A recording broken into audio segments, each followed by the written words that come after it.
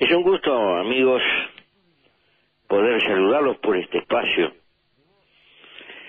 y con ello intentar volcar un par de reflexiones que consideramos pueden ser útiles para ubicar la opinión pública en los acontecimientos de estos días. Lo primero a decir en ese sentido es anunciar que el 21 de marzo, como se ha difundido, probablemente en la sala de la Asamblea General, pero en una convocatoria que no tiene que ver con una convocatoria de la Asamblea General, sino utilizamos su recinto. Vamos frente a la familia Hellman, como lo mandata la decisión de la Corte Interamericana de Justicia en su fallo. Vamos a asumir la responsabilidad del Estado, que no es lo mismo que el gobierno, del Estado como tal, frente a los acontecimientos juzgados que tienen que ver con la suerte de esa familia.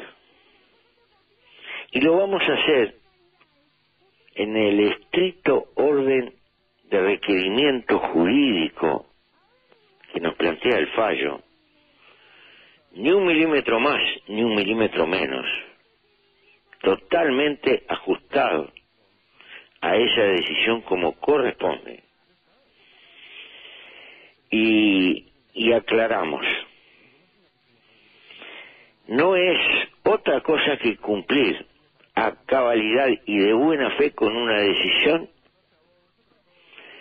que tenemos que acatar. En segundo término, no pensamos que es una fecha definitiva, ni nada por el estilo, ni un antes ni un después. Es una obligación jurídica del Estado uruguayo ante una decisión de un organismo que hemos reconocido en su momento. Todo lo demás son puntos de vista que pueden tener con todo derecho las distintas partes que componen nuestra sociedad. Pero nuestro deber es atenernos paso por paso a esa decisión jurídica. Y eso es lo que vamos a hacer.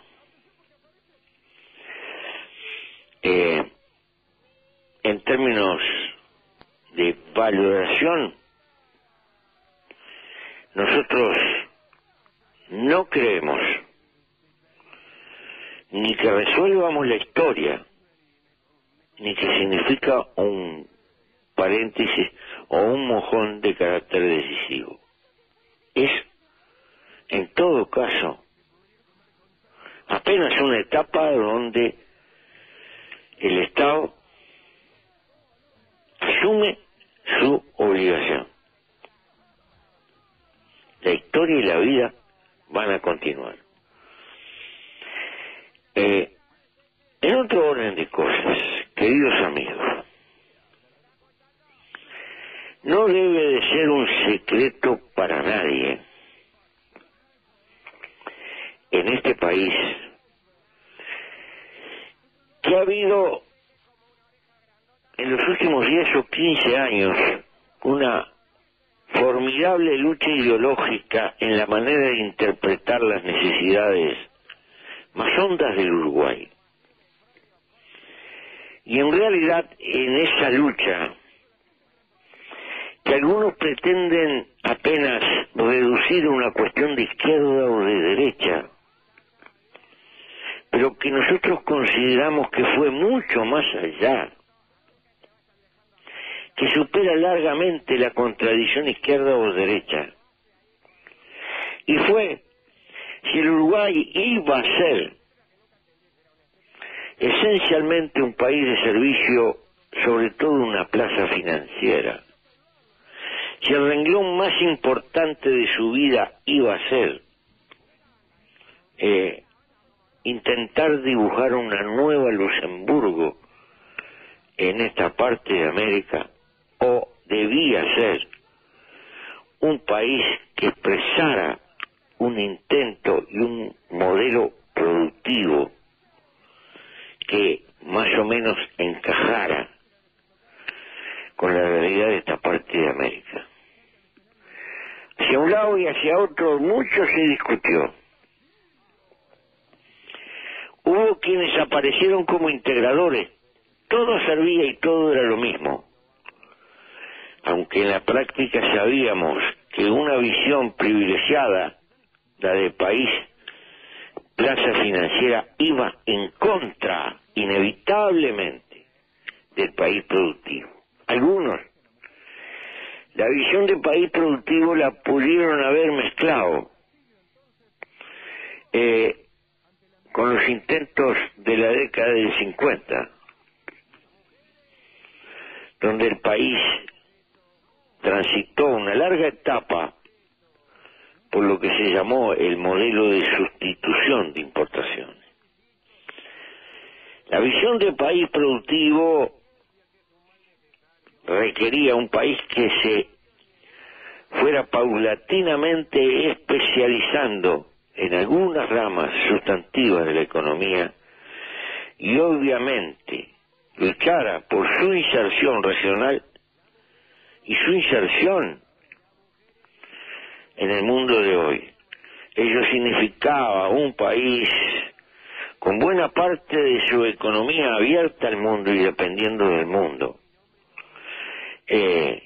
pero no tan abierta como para no tener especialización afinada del punto de vista industrial en algunas ramas que consideramos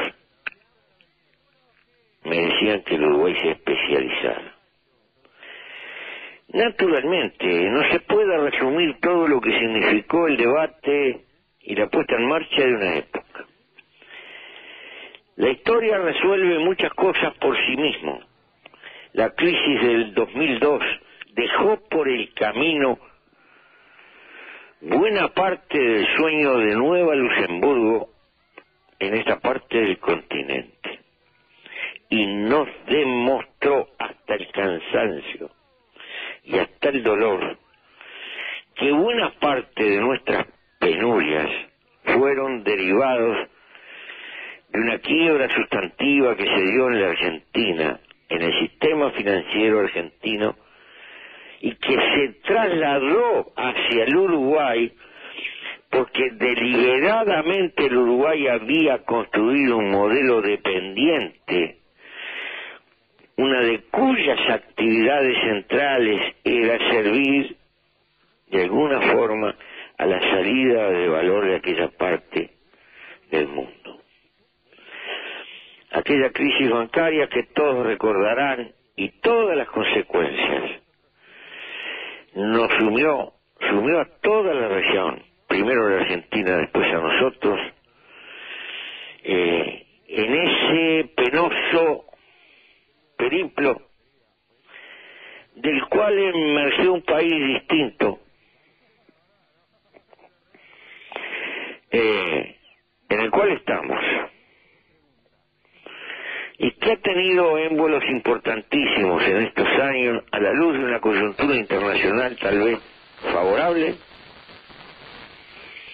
con una expansión importante de índole agropecuaria y con un afinamiento que de ninguna manera está terminado, ni cosa que se parezca, pero que nos ha permitido suturar las heridas mayores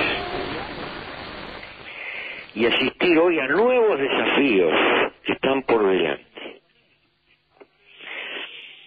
Esos desafíos nos obligan a una batalla por las fuentes de energía, por el costo de la energía, a una batalla por mejorar la infraestructura global del país, empezando por el ferrocarril, que son formas directas de abaratar el costo país y de mejorar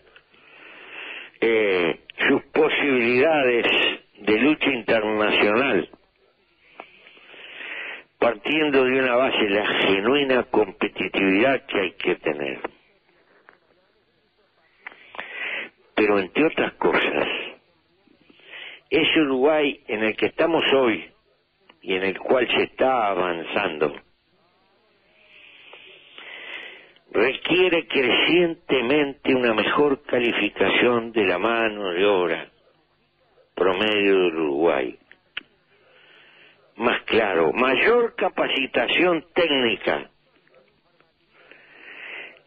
No puede concebirse un país productivo sin una acumulación constante de saber hacer, de saber cómo hacer y por qué, en la masa laboral del país. Esto nos está obligando a reformular el valor de la formación técnica, que ha estado medio librado a los avatares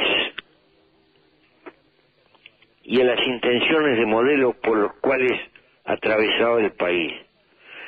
Fue lógico que por allá al pisar en 1940 el país le diera mucho vuelo a la UTU, la transformara en un ente autónomo como fue, a la vieja Escuela de Artes y Oficios, fundada en tiempos de la Torre, le diera el vuelo de una verdadera universidad, porque el país se aprestaba a su modelo de sustituir importaciones y había que calificar a la mano de obra. Aquella reforma que tuvo la audacia de transformarla en un ente autónomo y darle vuelo y libertad y medios, va a ir quedando atrás cuando la crisis, luego de la década de 1960, se va afirmando en el país. Allí empieza una reforma de la enseñanza de carácter bastante conservador, que reduce como cúspide a dos grandes centros la capacidad de decisión de la enseñanza. Todo lo que se consideró enseñanza media quedó a un lado. Y a partir de ahí empieza un proceso de crisis en la UTU, en la formación técnica, que va a ir quedando como una cenicienta. Una tendencia a resignar buena parte de la formación técnica y ser sustituida por una enseñanza inicial,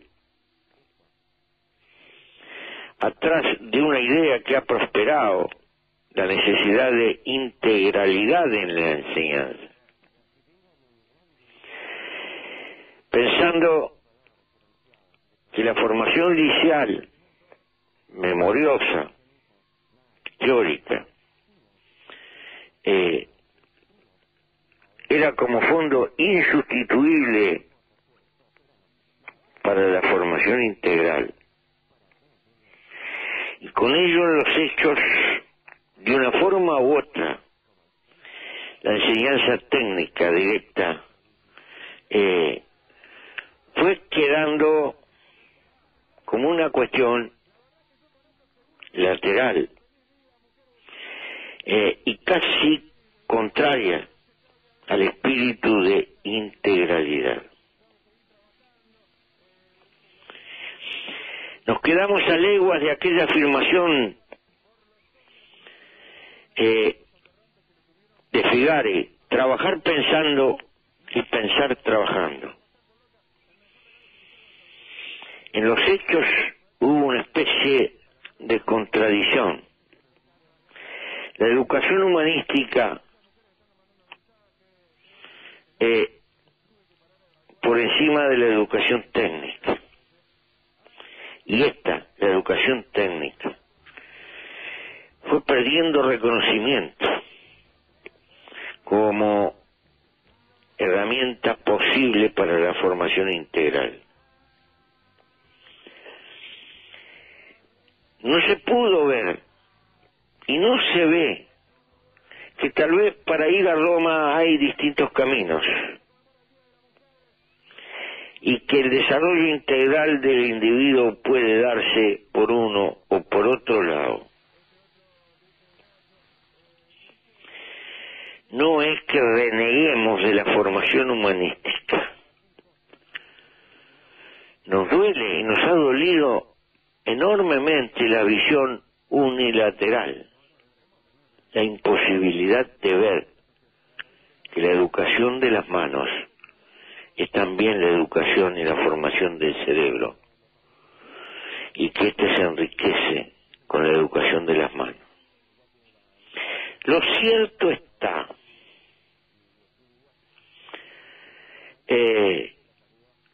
que hubo periodos en que la educación técnica se hizo una especie de copia empobrecida de la enseñanza liceal. Se terminó enseñando a pizarrón y tiza, y no enseñando en el taller. Este fue un proceso bastante largo.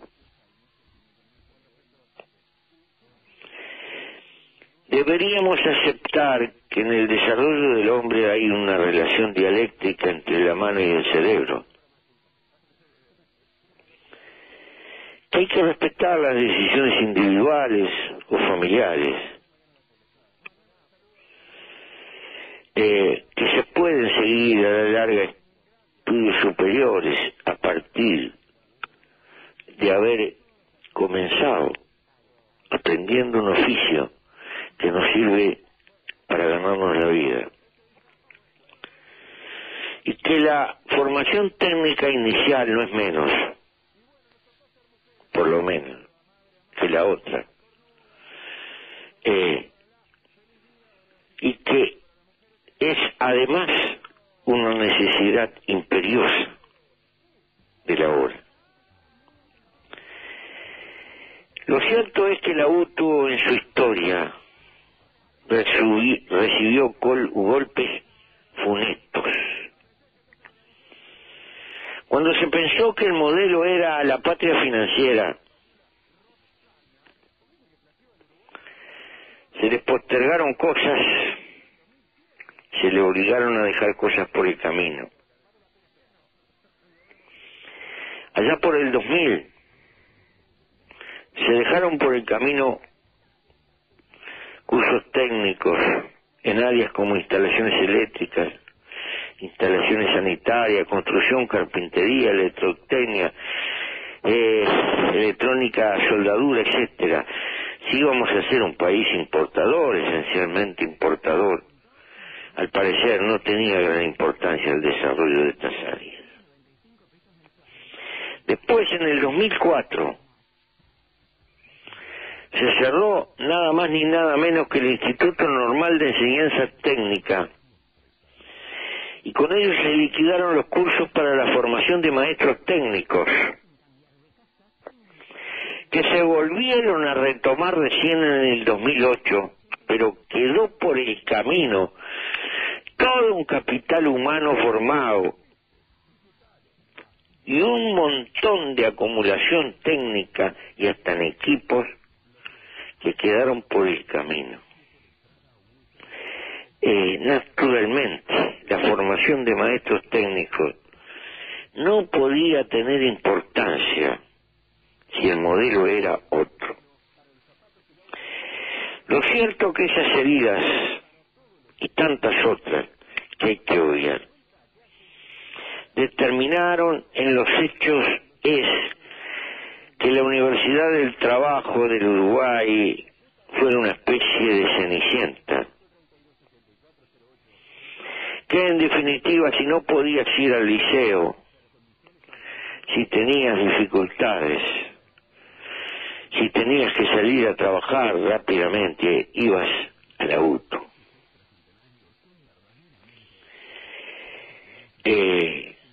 Hoy estamos en otro mundo.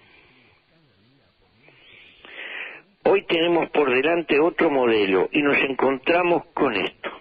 La mejora salarial, la mejora en el ingreso, la mejora en la justicia social, al nivel que hemos llegado, requiere como elemento fundamental que ayude a no solo a la generación, sino a la redistribución de la riqueza, mejor calificación promedio del trabajo en el Uruguay.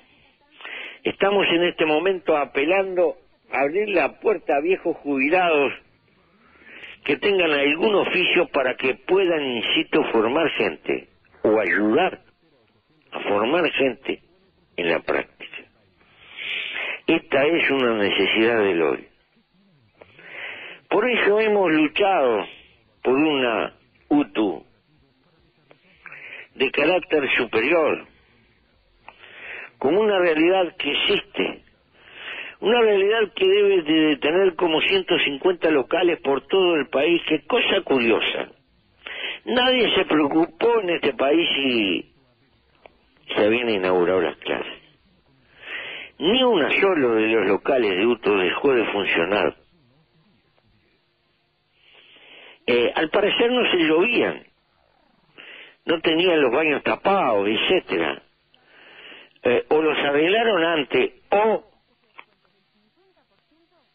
y probablemente exista una razón de todo esto, los profesores de UTU tienen un enorme compromiso con la tarea que llevan por delante y han hecho flores con sus penas. Debe haber de todo, y quiero una lanza por ellos. Nosotros pensamos, y va a ir la semana que viene, un proyecto pidiendo la autonomía de UTU, que la dejen volar y soñar. Que pase a ser una universidad en todo el país, que cree centros, campus de desarrollo adaptado a las necesidades de cada una de las regiones del país. Y después, si crece mucho, si es posible tener la idea que se divida, pero que sea una UTU pública, cogobernada, y que tenga posibilidades jurídicas de desarrollarse en profundidad y en horizonte. Es lo mínimo que tenemos que hacer con respecto a la enseñanza. Con mucho derecho, hay gente que discrepa y que va a seguir discrepando. Y nosotros la respetamos y la respetaremos mucho. No estamos para creernos el centro de la verdad. Si el Parlamento no lo acepta, y para una transformación de este tipo se necesitan mayorías especiales, y si no se logran esas mayorías especiales, mala suerte, valdrá la pena tener el debate. Tenemos un plan A, que es este, por la puerta grande. El plan B es que, de no ser posible, trataremos de apoyar en todo lo que podamos los trabajos de UTU, tratando de sumar esfuerzo para que pueda masificar la docencia de los oficios por todo el país, utilizando la mayor cantidad posible de recursos que no necesariamente pertenecen a la enseñanza, pero la enseñanza debería poder conducirlos para que colaboren en la calificación creciente en materia de saberes que tenga nuestra gente. En realidad la causa no es la auto, ni es la autonomía, ni la independencia, ni la cuestión de las ideas. La causa central es que nuestro pueblo pueda tener en su gente joven creciente calificación para mejorar su perspectiva de vida y su capacidad de aporte al desarrollo de la nación. En realidad, creemos que estos son instrumentos. La verdadera causa es, obviamente, la suerte de la gente.